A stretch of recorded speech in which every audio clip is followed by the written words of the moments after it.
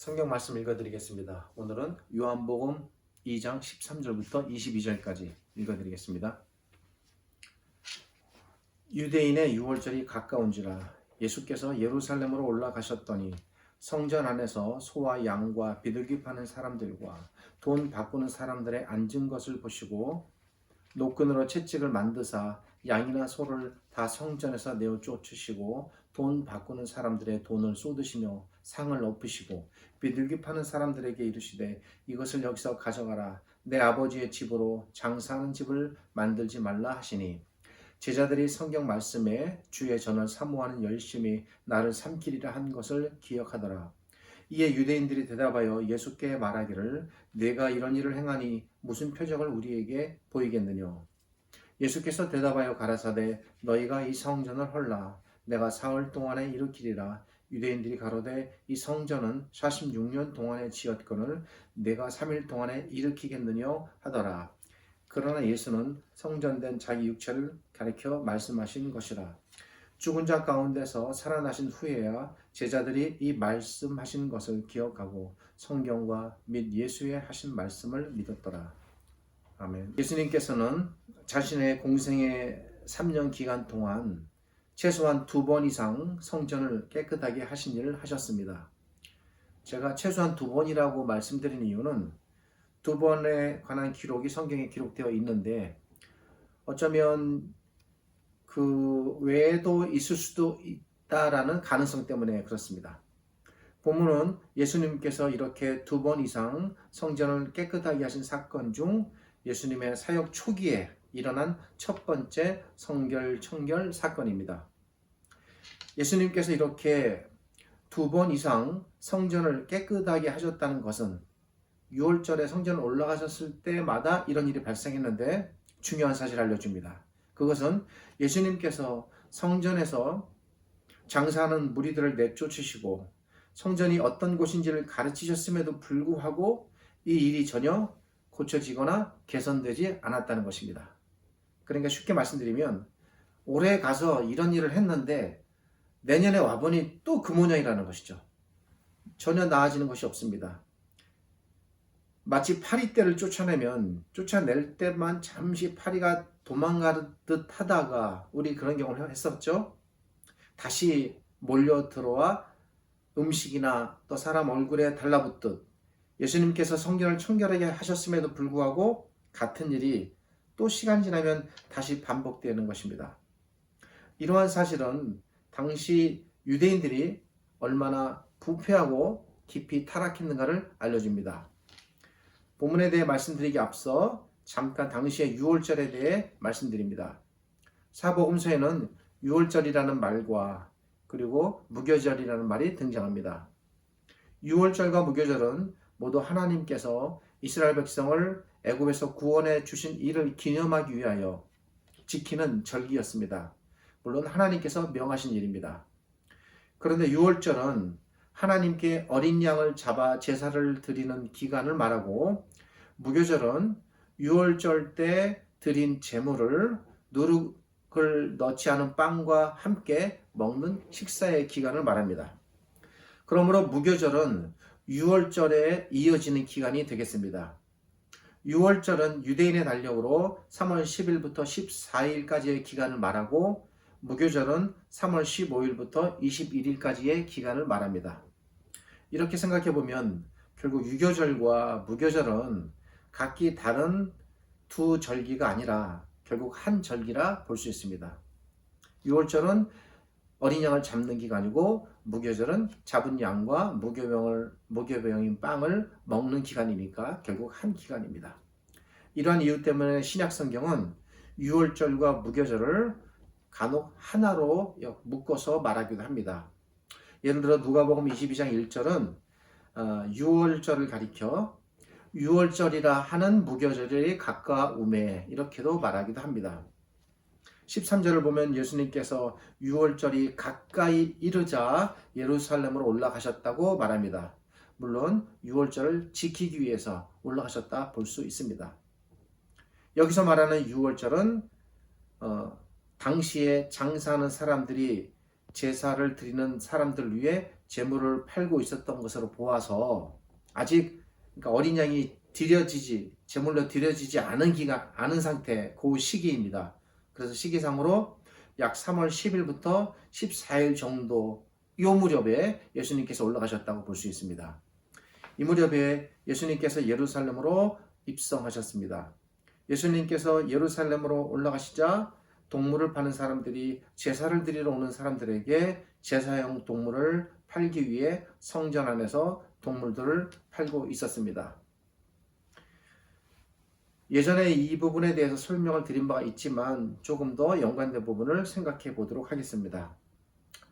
여기서 우리가 한 가지 생각해 보아야 할 것이 있습니다. 그것은 당시 사람들은 왜 각자 자신이 제사 드릴 동물을 가지고 와서 성전에서 동물을 드리지 않고 이 동물을 성전에서 구입했을까라는 것입니다. 가까이 사는 사람들은 물론 동물들을 가지고 왔을 것입니다.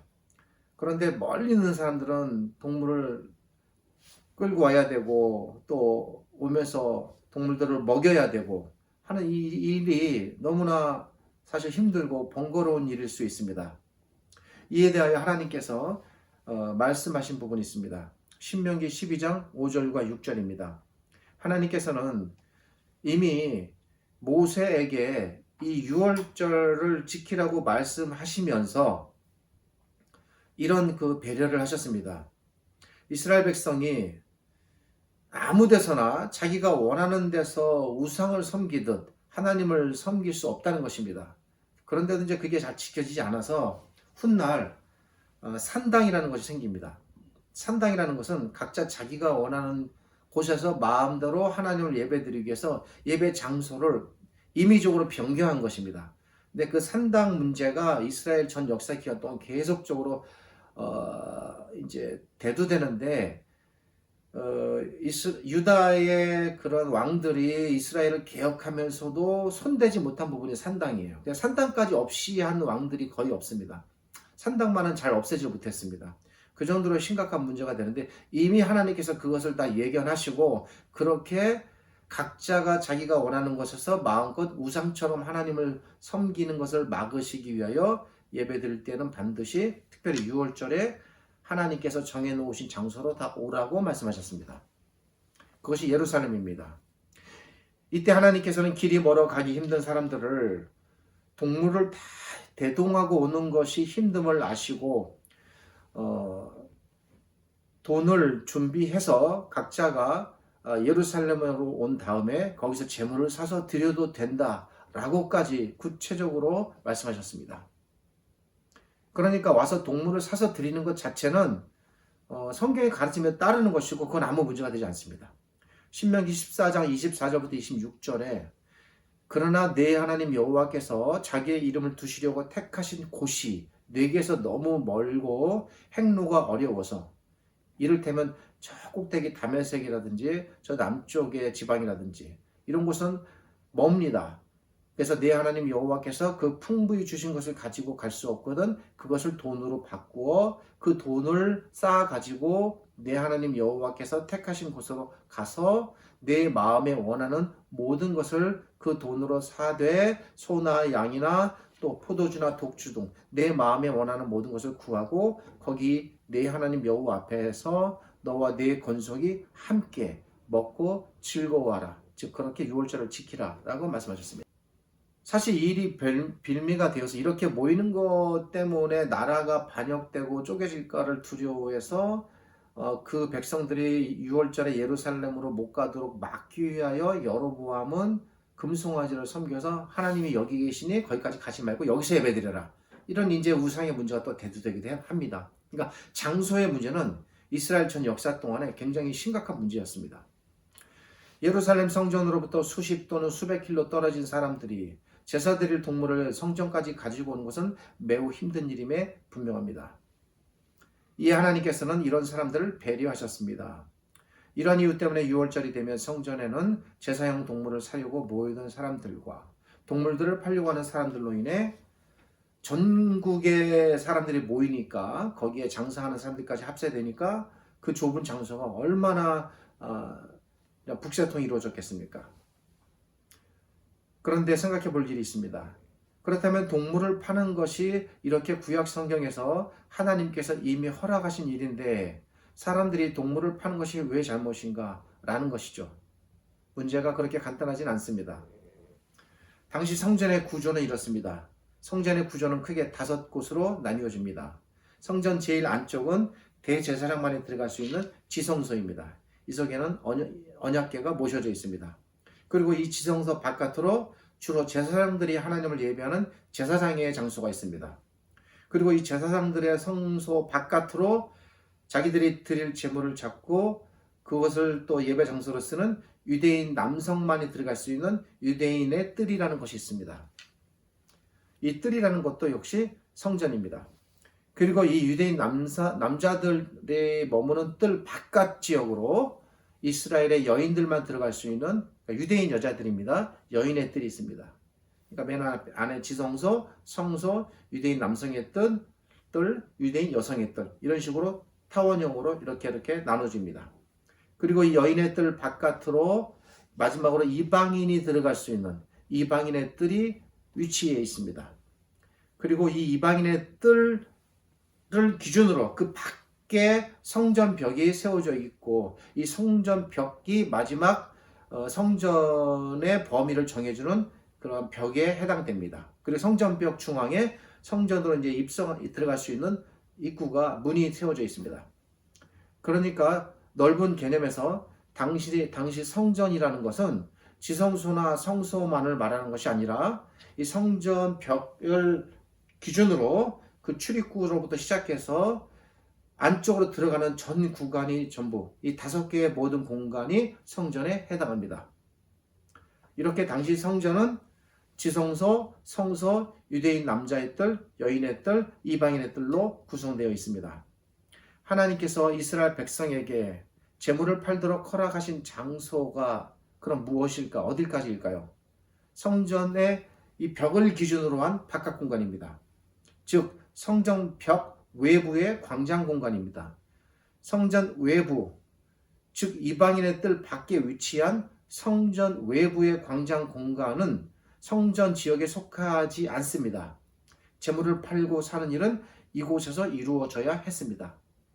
그런데 사람들은 점점 더 좋은 자리를 차지하다 보니 어떻게 해서라도 더 성전 쪽으로 가까이 들어가서 제물을 팔려고 하니 요즘 그렇잖아요. 장사하는 사람들이 목 좋은 곳에 목 좋은 곳을 차지하는 그런 원리로 더 제물을 많이 팔고 좋은 곳을 확보하다 보니 점점점 성전 쪽으로 들어가게 되는 것입니다. 그렇게 해서 들어가게 되는 곳이 이방인의 뜰까지 침범하게 된 것입니다. 또 당시에는 이스라엘 전역에서 사람들이 모여들다 보니 이 로마가 이스라엘과 유럽 전역을 다 지배했으니까 로마 하에서 각 나라들이 쪼개져 있고 거기서 흩어져 있는 유대인들이 모여들다 보니 각 나라들에서 쓰는 화폐를 가지고 일단은 와서 여기서 물건을 사기 위해는 이스라엘 화폐로 교환해야 했습니다. 요즘으로 말하면 일종의 환전소가 필요했던 것입니다. 우리가 해외여행 가면 그 나라 돈으로 바꾸어 써야 하듯 여기 들어오면 이스라엘의 돈을 사용해야 했습니다. 그러다 보니 장사하는 사람들 중에는 동물을 파는 사람들도 있었을 뿐만 아니라 그런 돈을 바꿔주고 거기에 환전료를 이제 수수료로 챙기는 그런 환전소까지 많이 생겨나는 것입니다. 14절부터 16절까지를 보면 예수님께서 성전 안에서 소와 양과 비둘기 파는 사람들과 그리고 돈 바꾸는 사람들을 보시고 이들의 상을 엎으시고 내쫓으셨다고 되어 있습니다. 여기서 말하는 성전 안이란 성전 출입구 안쪽에 이방인의 뜰을 말합니다. 이 이방인의 뜰이란 이방인의 뜰이라는 말 자체가 뭡니까? 이방인들을 위한 하나님께 예배드리는 예배 장소입니다. 아주 거룩한 곳입니다. 유대인의 뜰이나 제사장이 들어가는 성소나 지성소만이 거룩한 것이 아니라 여인의 뜰이든 이방인의 뜰이든 그 장소들이 각각 그들에게는 거룩한 곳이고 전부 다 하나님께 예배하는 곳입니다.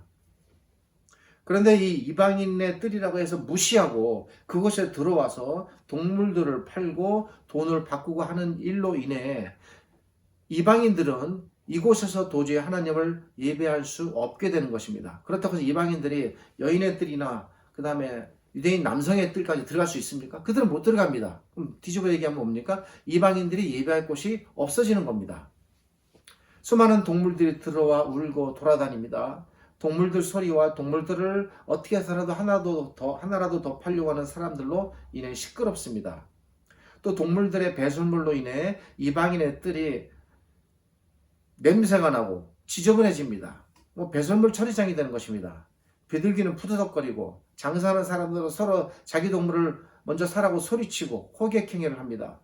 또 재물을 사려는 사람들은 어떻게 해서든 동물을 싸게 사려고 물건값을 깎습니다. 흥정합니다. 뭡니까? 성전이 도떼기 시장이 된 것입니다. 여기서 어떻게 예배가 가능하겠습니까? 이런 난장판 속에서 하나님께 조용히 기도하고 예배하는 일은 불가능한 것입니다. 이 상황을 목도하신 것입니다.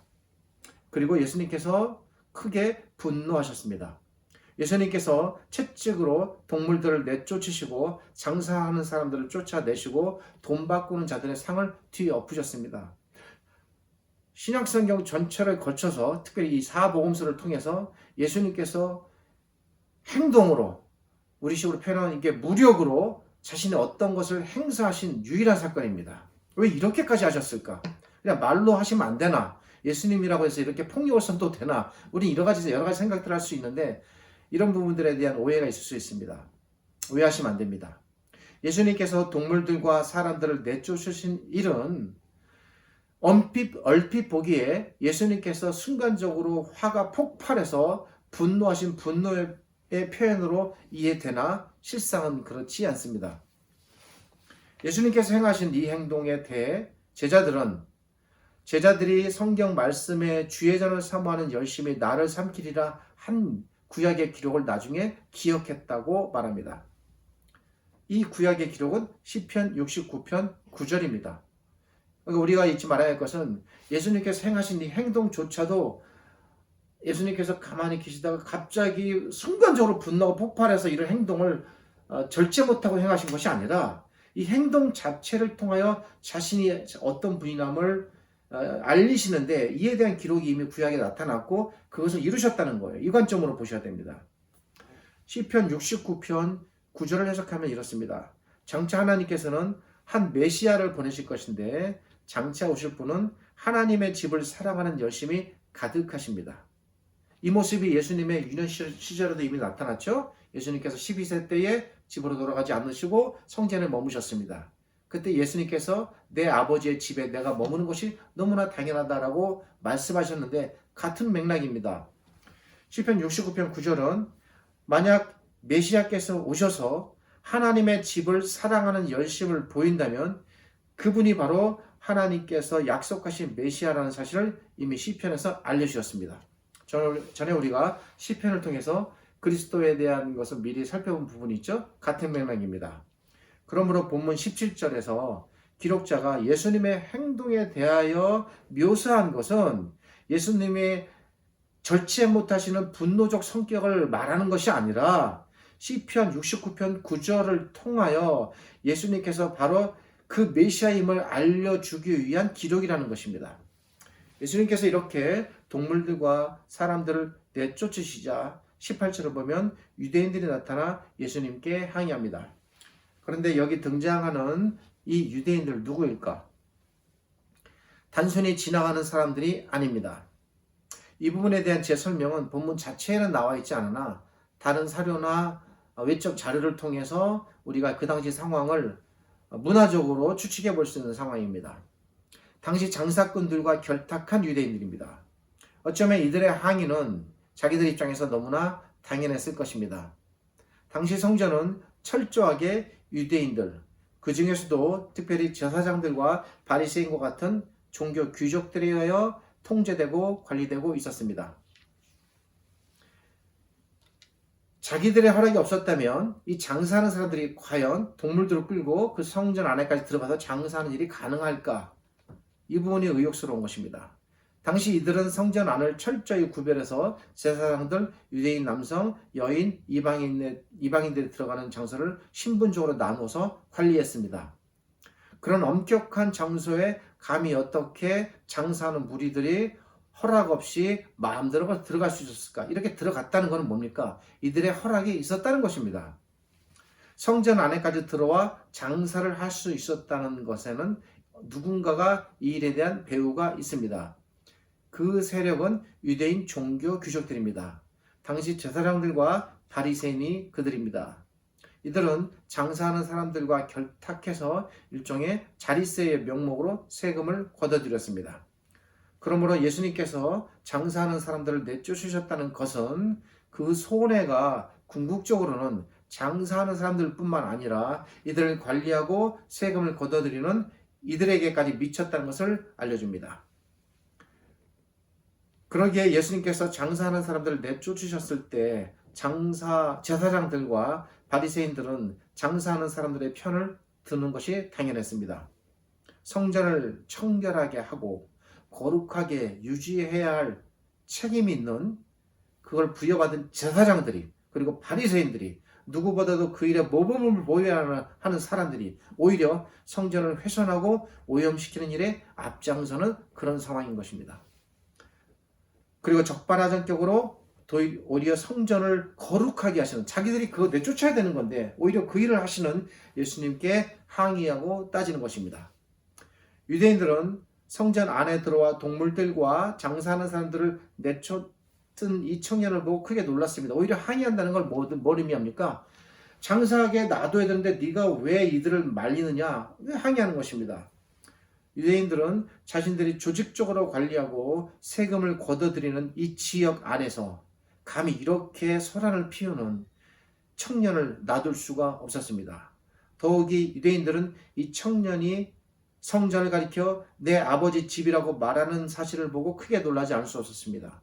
어떻게 해서라도 꼬투리를 잡아 이 청년의 무모한 행동을 막고 그리고 이 일을 계속하기 원했습니다. 그래서 예수님께 요구하는 것이 뭐냐?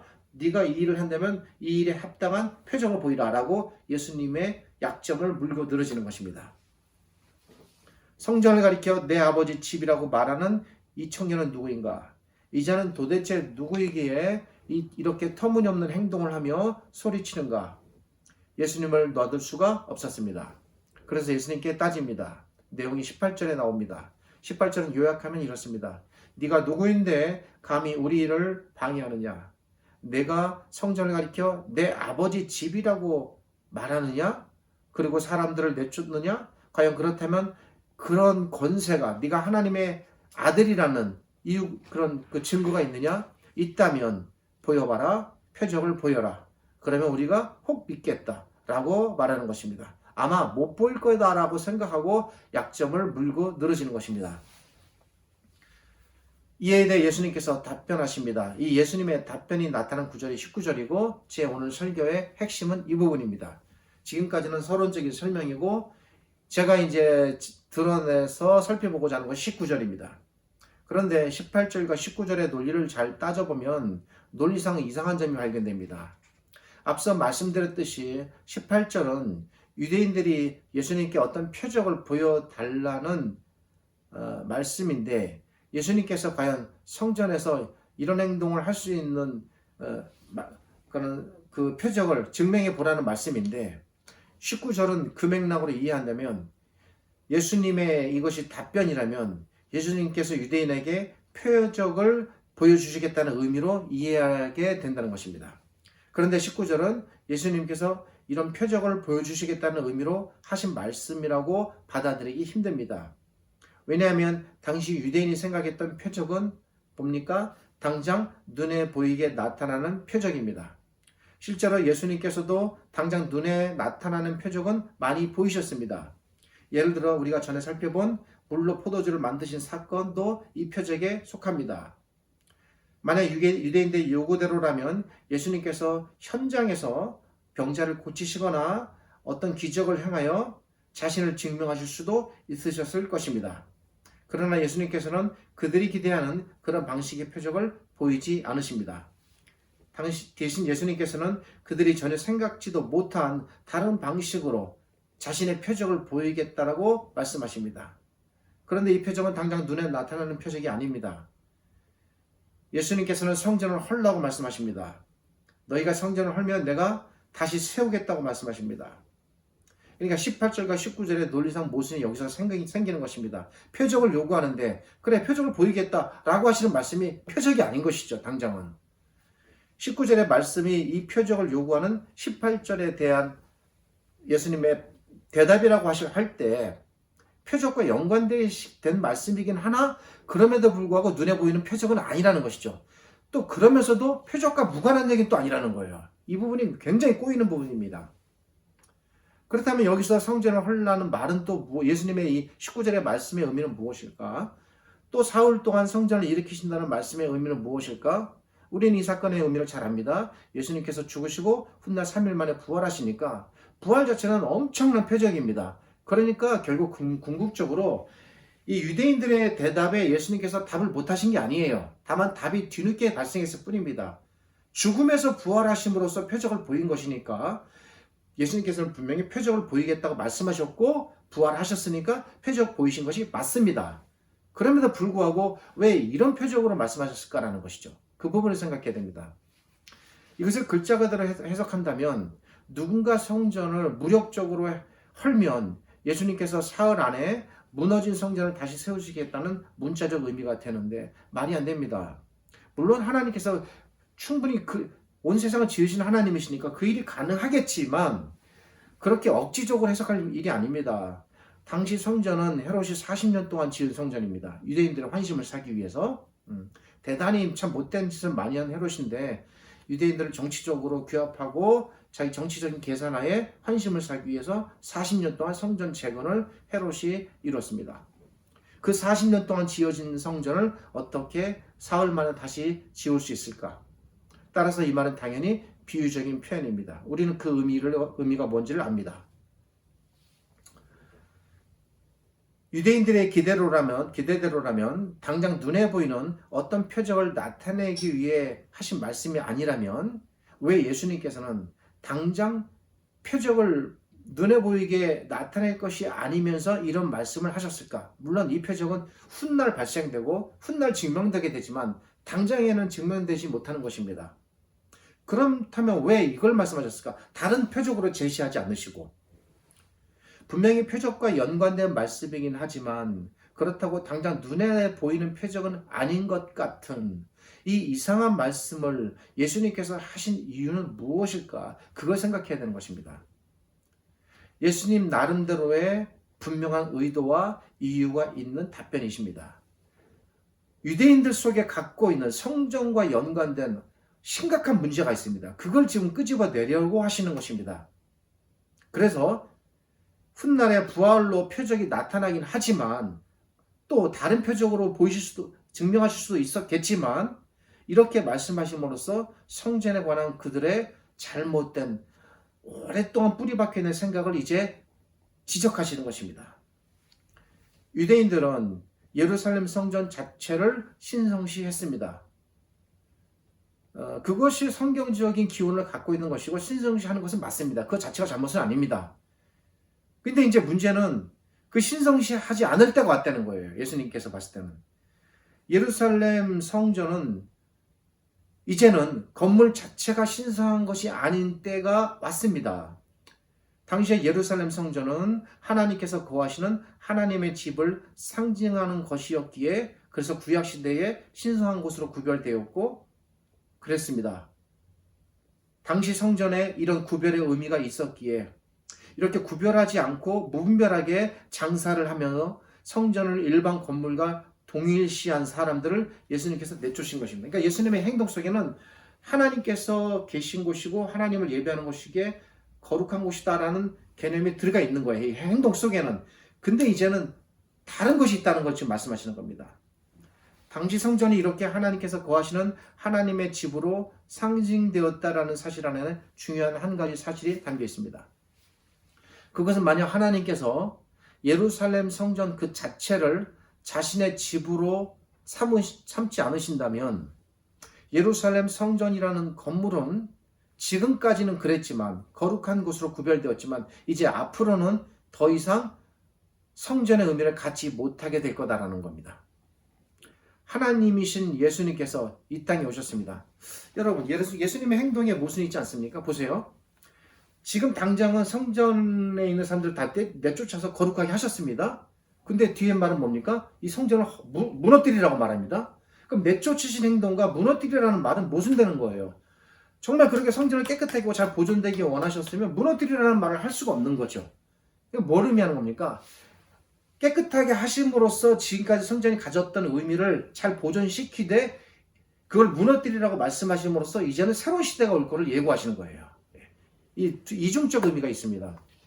예수님께서 이 땅에 하나님으로 오셨습니다. 예수님께서 오심으로 말미암아 하나님께서는 이제 지금까지는 그랬지만 이제는 앞으로 예루살렘 성전이라는 건물 안에 머물지 않는 시대가 오는 것입니다. 이미 왔습니다. 왜냐하면 하나님이신 예수님께서 건물이 아닌 각 신자들의, 각 성도들의 마음속에 머물기 위하여 이 땅에 오셨기 때문입니다. 그러기에 이 땅에 예수님께서 오신 이 시점에 그 당시 유대인들 입장에서 봤을 때 예수님께서 이 땅에 그 육신의 몸을 입고 오신 그 시점에 더 이상 예루살렘 성전이 예전처럼 건물로서의 성전 역할을 하는 시대가 예수님과 더불어 종료되는 거예요. 근데 엄밀히 말하면 과도기적 시대, 예수님께서 죽으시기 전까지는 그 겹쳐지는 시기입니다. 그리고 죽으심으로써 그게 완전히 딱 끝나는 시기가 오는 거예요. 그걸 예고하는 겁니다. 그러니까 예수님께서 성전을 깨끗하게 하신 것은 성전에는 이런 기능이 있는데 너희가 왜 이렇게 훼손시키느냐를 지적하신 것이고 이제 무너뜨리라고 말씀하심으로써 새로운 시대가 올 것을 그 도래할 것을 예고하시는 겁니다. 그러니까 아주 어떻게 보면 어려운 부분이라고 할 수 있습니다. 예수님이 곧 하나님이시기에 예수님 자체가 성전이 되는 새로운 시대가 열릴 거라는 겁니다. 엄밀히 말해서 시기적으로 말하면 아직은 오지 않았어요. 아직은. 근데 곧 올 겁니다. 그걸 말씀하시는 거니까 무너뜨리라고 말씀하신 겁니다. 그 시기가 오면 성전은 필요 없으니까 그래서 무너뜨려도 되는 거고 무너뜨리라고 말씀하시는 겁니다. 예수님이 오시는 순간부터 건물로서의 성전은 지상에서 사라지게 된다는 것입니다. 유대인들이 이 사실을 알지 못합니다. 어쩌면 모르는 것이 당연합니다. 왜냐하면 당시에는 제자들조차도 몰랐습니다. 훗날 부활 후에 그렇구나. 성전이라는 건물은 무너졌고 예수님이 성전이시고 그분이 부활하심으로써 이제 새로운 성전의 시대가 열렸구나. 뒷날 깨닫는 거예요. 제자들도. 살아계신 성전이신 예수님께서 그들의 앞에 이제 오셨습니다. 근데 그들은 성전이신 예수 그리스도를 알아보지 못합니다. 여전히 건물로서의 의미만을 갖는 예루살렘 건물을 여전히 성전으로 인식하고 있습니다. 근데 아이러니컬한 사실은 그럼에도 불구하고 그 성전을 훼손하고 있다는 거죠. 그러니까 이들의 행동이 얼마나 모순입니까? 예수님께서는 바로 그들의 이런 잘못된 생각을 고쳐주시는 것입니다. 첫 번째는 성전을 훼손시키는 그들의 죄를 지적하고 두 번째는 성전의 시대가 올 것을 또 말씀으로 예고하시는 것입니다.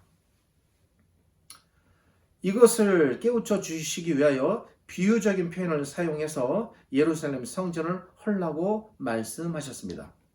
성전을 헐라는 예수님의 이 비유적인 표현, 즉 성전이 더 이상 건물로서의 의미를 갖지 못하게 될 거다라는 예수님의 말씀은 예수님께서 죽으실 때 성전 휘장이 찢겨지는 사건을 통해 실제로 성취되게 됩니다. 여러분, 예수님의 이 말씀과 성전 휘장이 쭉 찢겨지는 이 말씀과 이 현상 사이에 보이지 않는 연관성을 생각해야 됩니다. 예수님께서 죽으심으로 말미암아 모든 사람이 예수 그리스도를 통해 하나님께 나아올 수 있는 길이 열렸습니다. 물론 엄밀히 말하면 죽으시기 전에 그 예수 그리스도를 믿음으로 받아들인 모든 사람들에게 이 일은 이미 열린 거예요. 예수님을 따르는 그 제자들에게 다. 그렇지만 공식적으로는 죽음으로써 열렸다라고 우리가 그렇게 표현하는 겁니다. 아시겠습니까? 그 차이를. 죽으심으로써 열렸다고 해서 그럼 죽기 전에는 그 일이 전혀 안 열렸다고 생각하시면 그 오해입니다. 공식적으로 그렇다는 거예요. 더 이상 예루살렘 성전은 그러기에 하나님께 나아오는 구약적 통로로서의 성전적인 기능을 이제 할 필요가 없게 되었습니다. 더 이상 사람들이 유월절을 정해놓고 예루살렘 성전에 모일 필요가 없게 되었고, 더 이상 사람들이 죄를 용서받기 위해 예루살렘 성전으로 와서 제사 드릴 필요도 없게 되었습니다. 더 이상 사람들이 하나님을 예배하기 위하여 예루살렘의 그 건물로 모일 필요가 없게 되었습니다. 여러분 성경 잘 읽어보십시오. 사복음서 이후에 사도행전부터 잘 읽어보세요. 사도행전부터 요한계시록까지 복음서에 나와 있는 것처럼 하나님을 예배하기 위하여 신자들이 예루살렘 성전으로 모이고 그곳에서 제사하고, 그래서 제자들이 그 일을 독려하고 장려하는 그 어떤 기록도 나와 있지 않습니다. 이거 아시겠습니까? 중요한 거예요. 다 폐지된 거예요. 제자들은 다 알았어요. 그래서 이제 안식일에 모여서 하나님께 예배하는 것으로서 모든 것이 대체되는 거예요. 그래서 예배와 교회가 강조되는 것이 더 이상 유월절에 대한 등장은 사복음서 이후에는 등장하지 않습니다. 첨예한 문제였어요. 이 문제는. 왜 그렇습니까? 예수님 자신이 성전이시기에 모든 신자들은 이제 아무 때나 자기가 원하면 예수님을 통해 하나님께 나아갈 수 있는 길이 온 세상에 열렸고, 이 부분에 대한 보다 세심한 설교는 제가 이제 나중에 이제 연관해서 말씀드린 사마리아 사건을 통하여 또 설명드릴 것입니다. 도초에 이런 암시가 계속 주어지는 거예요. 그래서 하나님께서는 내가 이제부터는, 지금까지는 내가 너희를 구별하기 위해 그렇게 했지만 이제는 예루살렘 성전이라는 이 건물을 공식적으로 영원히 폐지하노라 라는 의미로 지성소와 성소를 구별하는 성전의 휘장이, 이거 누가 찢어내셨을까? 사람이 한 것이 아닙니다. 하나님께서 친히 찢어내신 것입니다. 잘 생각해보면 처음에 성전을 짓게 하신 분이 하나님이신데, 그 하나님께서 이제 그 성전의 기능을 폐하기로 하셨기 때문에 친히 성전의 문을 닫으시는 분도 하나님이십니다. 바로 이러한 의미에서 예수님께서는 19절에서 성전을 헐라라고, 즉 뭡니까? 그 시대가 끝났다라고 선언하시는 겁니다. 성전을 헐라는 이 예수님의 말씀은 곧 성전의 휘장이 찢겨지는 사건이 일어날 것임을 예고하는 말씀이 되겠습니다. 이 예수님의 말씀은 예루살렘 성전 건물이 건물로서의 성전 역할을 하는 시대는 예수님께서 오심으로써 이제 끝나게 되었고, 그 끝남의 완성은 십자가의 사건인데, 예수님께서 곧 성전인 시대가 새롭게 열릴 것임을 알려주는 것입니다. 그러기에 지금은 우리 신자들이 사는 이 시대가 바로 예수님께서 친히 성전이 되는 시대가 열렸고 우리는 그 안에 들어와 있는 겁니다. 이 새로운 시대는 예수님께서 죽으시는 그 순간부터 시작되어 지금까지 계속 지속되고 있는 겁니다. 건물로서의 성전이 폐쇄되었기에 지금 역시 그 어떤 건물도 구약에 기록된 예루살렘 성전처럼 건물 속에 성전의 의미가 들어가 있을 수가 없습니다. 만약 그 누구라도 오늘날의 예배 건물이나 장소를 마치 구약시대의 성전인 양 거룩한다라는 식으로 묘사하거나 취급하거나, 또 그렇게 해서 의도가 있는지 없는지 모르겠지만 자이든 타이든 사람들을 현혹시킨다면 심각한 일입니다.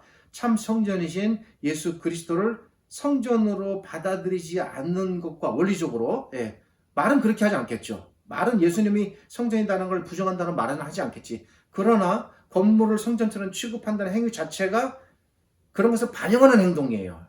이걸 잘 생각해야 됩니다. 천주교가 그래요. 천주교가 공식적으로 예수 그리스도를 부정합니까? 부정하지 않아요. 그러나 건물을 심각하게 우상시합니다. 본인은 아니라고 말할지 모르겠으나 그것은 본인의 주장일 뿐, 우리는 항상 혼동하는 게 뭐냐면 내 의도와 내 마음이 아니면 하나님께 죄되지 않는다라고 생각하려는 경향이 있습니다. 이게 굉장히 위험한 겁니다. 그러나 그건 본인의 생각과 행동일 뿐 하나님 편에서는 매우 심각한 잘못에 해당합니다. 하나님은 그런 걸 용납하지 않으십니다. 사람들은 예배 장소나 건물을 성전처럼 여기는 자신의 행위가 마치 하나님을 대단히 잘 섬기는 것인 줄 착각하는 사람들이 일부 있습니다. 제 일부라고 표현하겠습니다. 그래서 온갖 열을 올려 건물을 올리고 건물을 치장합니다. 건물을 확장하고 건물을 새롭게 짓습니다. 사람들이 너무 많이 모이니까 그걸 다 수용할 수가 없어서 확장하는 거라면 아무 문제 없습니다. 그러나 다른 의도가 들어가면 곤란합니다. 사람들에게 성전 봉헌에 참여하라고 하나님의 이름으로, 성경의 이름으로 명령합니다. 그리고 온갖 성경 구절을 거기다 갖다가 들이댑니다. 너무나도 어처구니 없는 일들이 벌어집니다. 그래서 서원 헌금, 작정 헌금 뭐 이런 것들까지 다 동원됩니다. 신자들은 이 분별하지는 못한 겁니다. 서원과 작정이라는 것에 묶여 꼼짝 못하게 됩니다. 사회적으로 지탄받아도 교회는 아랑곳하지 않습니다. 왜? 하나님의 이름으로 하는 것이니까. 너 두려운 게 없는 거예요. 도무지 부끄러운 줄도 모릅니다. 이 모든 일들이 제가 왜 이렇게 오늘 조금 직선적으로 심하게 말씀드리냐면 이 일들이 시작되는 그 근간에 무엇이 깔려 있는 거냐면 건물을 성전으로 생각하는 경향이 있기 때문이에요. 그렇다면 가능한 거예요. 그래서 이런 일들이 벌어지는 겁니다. 그 누구의 저주와 지탄을 받으면 오히려 핍박이라고 생각합니다. 다 우스운 일이에요. 저들의 모습은 마치 그 옛날의 종교 귀족들과 같습니다. 저들도 그 종교 귀족들처럼 자신들의 이익을 추구하는 것은 아닌가라는 의문이 듭니다. 단정짓지는 않겠습니다. 의도가 매우 불순하고 악하다는 생각이 듭니다. 하나님의 이름으로 자신의 유익, 자신의 이익, 자신의 명예, 자신의 성과, 자신의 이름, 자신의 업적을 남기고 싶은 것은 아닐까. 이 일에 앞장서는 무리들은 저들이 목사이든 일반 신자이든 저들은 자신들의 이런 행위들이 얼마나 심각한 일인지 그리고 이 일이 얼마나 하나님께 누가되고 심각한 잘못이 되는지를 인식하지 못합니다. 알고 그럴 수도 있고 모르고 그럴 수도 있지만 저는 매한 가지 큰 차이 없다고 생각합니다. 저들은 반드시 하나님께 추궁받을 것이고 언젠가는 반드시 책임지게 될 것입니다. 저는 그렇습니다. 반드시 추궁받고 책임지게 됩니다. 하나님께서 그냥 넘어가지는 않을 거라고 저는 생각합니다. 그러기에 저는 오늘날 예배 장소를 성전으로 부르는 일 자체를 저는 원천적으로 반대합니다. 예배 장소를 성전으로 취급하는 그 어떤 일도 반대합니다. 여러분 사도행전 바울의 서신들을 잘 읽어보십시오. 그 어떤 곳에서도 건물을 성전이라고 말하지 않고 바울은 철저하게 교회와 성도를 향하여 성전이라고 새로운 개념으로 계속 말합니다. 예배 장소를 성전으로 떠받드는 그 어떤 행위도 철저하게 저는 반대합니다. 우리가 사용하는 예배 장소는 건물로서의 장소 그 이상의 어떤 의미도 담겨있지 않습니다. 그러니까 지나치게 너무 떠받들 필요 없습니다. 오늘날 천주교의 가장 심각한 문제가 여러 가지 우상의 문제가 있지만 그 원천적인 것은 여기서부터 시작됩니다. 건물을 우상시하는 심각한 오류를 그들이 멈추지 않는 한 바꾸어질 수가 없습니다. 안타까운 일입니다. 다시 본문으로 돌아갑니다. 예수님이 곧 성전이시기에 예수님께서 3일 만에 부활하시는 것은 곧 성전이 3일 만에 다시 세워지는 것과 같습니다. 이것이 19절의 의미입니다. 기록자 요한은 훗날 예수님의 이 말씀의 의미를 잘 깨닫게 되었습니다. 그래서 19절에서 예수님의 말씀을 기록한 후에 21절에서 예수님의 이 말씀이 자신의 부활을 나타내는 말씀이라고 해석을 덧붙여 놓았습니다. 그렇지만 당시의 유대인들은 19절을 예수님께서 자신의 부활에 대한 말씀으로 이해하지 못했습니다. 뿐만 아니라 제자들도 깨닫지 못했습니다. 그러다가 제자들은 훗날 예수님께서 부활하신 후에 이 19절의 의미를 알게 됩니다. 오늘은 여기까지 말씀을 드립니다.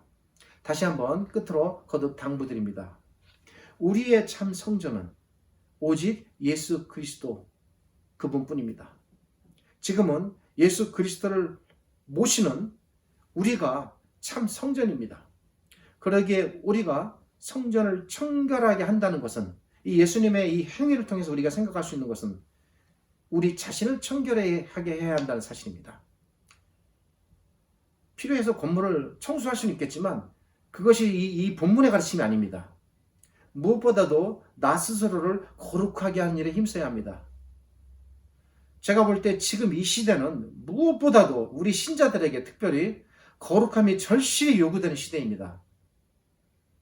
인터넷과 SNS와 과학이 발달하면 발수록 이 거룩함이 더 타격을 받고 무너지면 무너졌지 도움이 되지가 않습니다. 성전을 깨끗이 하고자 하셨던 그리스도 우리 주님의 그 열심이 우리 안에서 거룩하게 작동해서 성전인 여러분을 언제나 깨끗이 하실 수 있기를 예수 그리스도의 이름으로 제가 간곡히 당부드리고 그리고 설교를 통해서 기도합니다. 다음 주일에 이 본문에 대해 한 번 더 다룰 것입니다. 이 본문을 통해서 하나님께서 우리 신자들에게 주시는 가르침이 무엇이고 그리고 우리가 깨달아야 할 실제적인 삶의 문제들은 또 무엇인가 조금 더 다 담아내지 못한 부분이 있는데 그 부분에 대해서 생각해 보도록 하겠습니다. 기도하겠습니다. 하나님 감사합니다. 오늘 말씀을 통해서 예수님께서 보이신 이 행동의 의미와 그리고 19절에서 말씀하신 예수님의 말씀의 의미가 무엇인가를 생각해 봅니다. 우리가 그렇게 배워도 돌아서면 잊어버리고 거친 세상 속에서 정신없이 살다 보니 하나님의 말씀의 참된 가르침이 무엇인가 때로 놓칠 때도 있습니다. 우리 마음속에 잘 정리하고 다시 한번 생각하는 계기가 되게 하시고 우리 신자들이 진정으로 나 스스로가 하나님 앞에 세워진 참되고 거룩한 성전임을 깨달아 자신을 깨끗이 하고 거룩하게 하고 날마다 그리스도의 이름으로 성전인 자신을 잘 세워나가는 그렇게 해서 모여있는 거룩한 교회가 되기를 간절히 바랍니다. 우리 주님 예수 그리스도의 은혜와 하나님의 크신 사랑과 성령 하나님의 함께 하심이 오늘 이 말씀이 들려지고 세워지는 곳마다 하나님의 말씀의 진리의 깃발이 각 가정에 든든하게 세워지고 하나님의 말씀을 중심으로 튼튼한 가정들이 이루어져 가도록 우리 주님 예수 그리스도의 이름으로 축복하며 기도드립니다. 아멘.